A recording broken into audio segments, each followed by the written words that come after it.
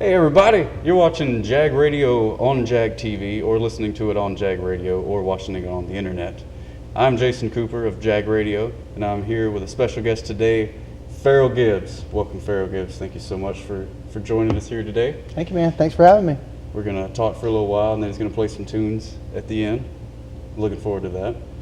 So you're actually originally from Mobile, is that right? That's correct. I came down here in the early 80s.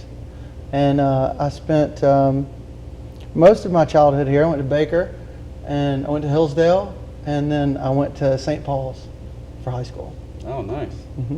And then you actually attended South for a spell. Yes. I went to South for a couple of semesters, trying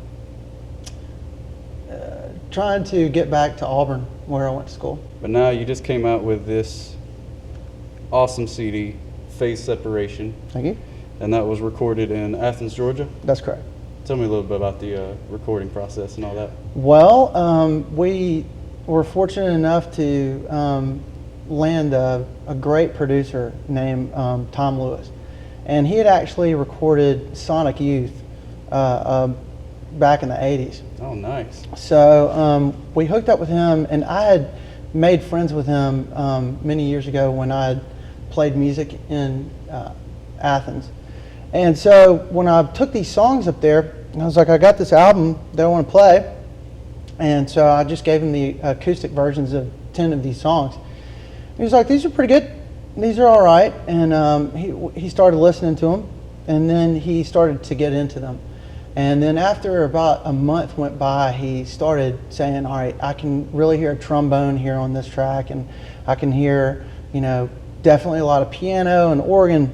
I've got this guy in mind, I've got another guy in mind, and I didn't know who he was referring to. Yeah. And through the course of the year, because it took a year to record that, I found out that the guys he was talking about were from a band called the Drive-By Truckers. Oh, yeah. Drive-By Truckers.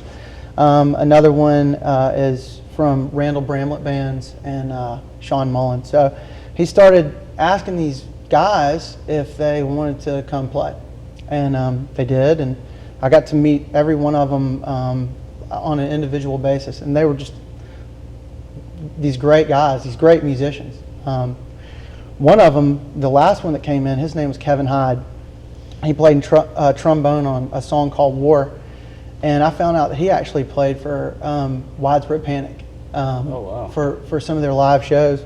He played with Derek Trucks and all these great musicians, and he was this great guy, and I used to be a big fan of Widespread Panic, so I was kind of starstruck every time one of these guys would come in and I learned who they were. I was like, kind of in awe when they came in, and they put together a great bunch of music on my album.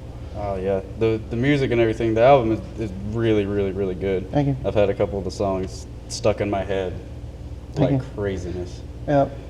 How do you describe like the sound? Like if somebody says, what kind of music do you play? I know that's not a fun question, but it's really not for me. I wrote a blog post about this on my website.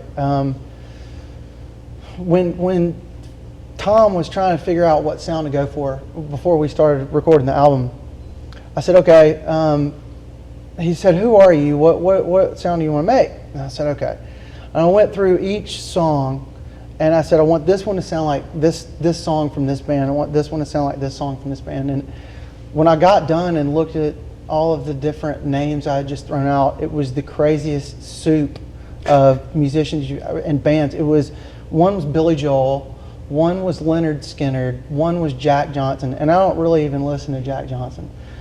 Just what I hear on the radio. Yeah. She's great. It's just not necessarily an influence of mine. Lenny Kravitz and Led Zeppelin, and I had all these different artists and bands, and I sent it to him, and he wrote back, and he's like, "This is a mess, man. Don't do this. Just forget about who you want it to sound like, and let's figure out who you are." I guess probably when it was all done, and people started to hear it, we did my only other interview. You're my second one. Oh, wow. We did one other interview right before you with Lawrence Specker from the Mobile Press Register, and he wrote this great article. He really captured the album in the process.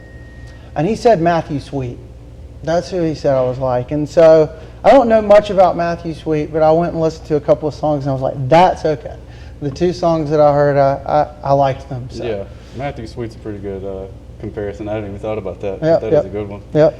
But even with all the soup and gumbo of the different, artists and things like that, it sort of sounds like it all goes together really cohesively. Thank you you. can listen to it and it flows from one thing to another. It's not like it just jumps from one to, so there is like a common thread that sort of runs through it. Cool. So have you done like touring and things like that? Just starting.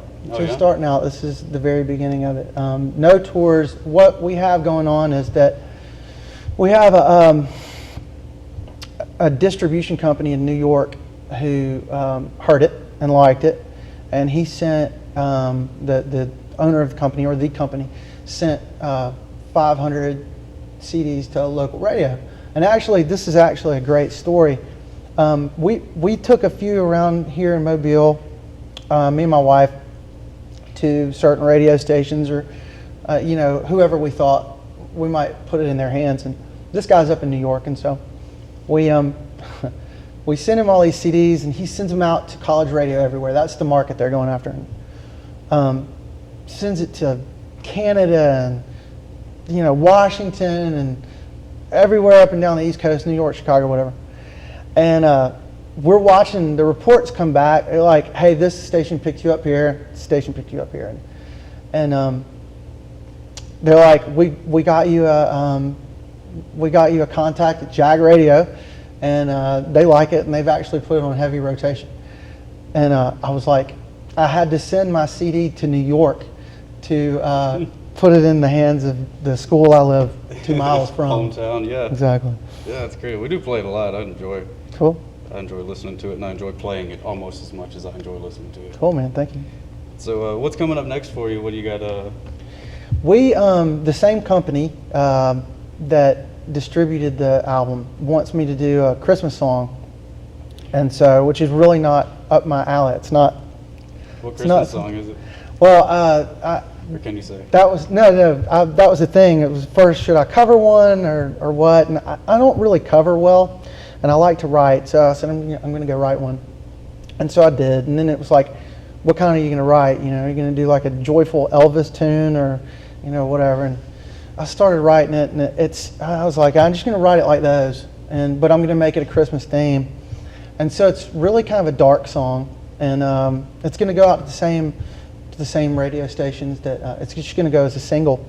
And so I'm going up next Friday to record it. We're going to do it in one day, and it's very ambitious. I did it after the Carol of the Bells.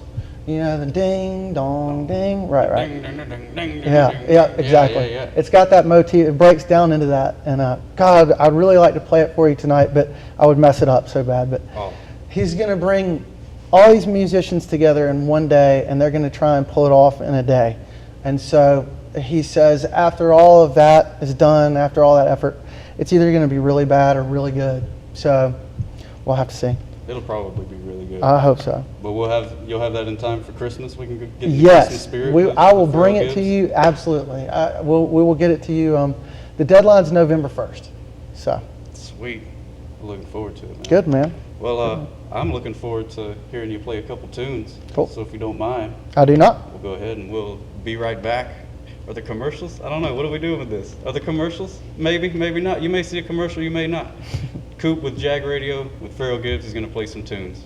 We'll be back, or we'll stay here, whatever.